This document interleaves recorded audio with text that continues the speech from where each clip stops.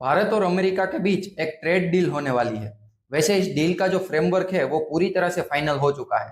पहले यह trade deal 9 जुलाई को पब्लिक होने वाली थी, लेकिन अब इसकी तारीख को बदलकर 1 अगस्त कर दी गई है। ऐसा कहा जा रहा है कि यह डील दो मुद्दों पर फंस चुकी है। पहला तो यह कि अमेरिका चाहता है कि भारत रूस और ईरान से तेल खरीदना बंद कर दे, और इसी के चलते ऐसा माना जा रहा है कि अमेरिका भारत से इंपोर्ट होने वाली सभी चीजों पर 20% तक का टैरिफ लगाने वाला है।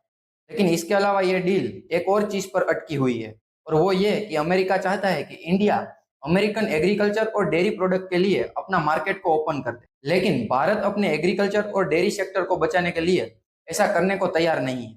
अगर भारत अमेरिका के डेयरी प्रोडक्ट के लिए अपना मार्केट खोलता है तो भारतीय किसानों को सालाना 1 लाख करोड़ से ज्यादा रुपयों का नुकसान हो सकता है, और दूध की कीमतों में कम से कम 15% की गिरावट आ सकती है। लेकिन इन सब के अलावा एक और बड़ा मुद्दा है नॉन वेज मिल्क। असल में अमेरिका में गायों को ज्यादा दूध देने के लिए और उनका वजन बढ़ाने के लिए एक खास तरह का चारा दिया जाता है।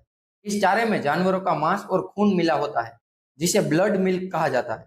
इसी वजह से भारत सरकार का कहना है कि अमेरिका से आने वाला दूध नॉनवेज मिल्क होता है, और भारत का वेजिटेरियन कल्चर ऐसे दूध को पीने या बेचने के लिए तैयार नहीं है। हमारे यहाँ नॉनवेज लोग भी दूध को नॉनवेज के तौर पर नहीं देखते, और धार्मिक क्रियाओं में भी शाकाहारी दूध का ही इस्तेमाल होता है। तो अभी के लिए भारत इन सभी वजहों से अमेरिका के लिए अपने डेयरी बाजार खोलने के लिए तैयार नहीं है। अब देखना यह है कि इस ट्रेड डील का आगे क्या होता है।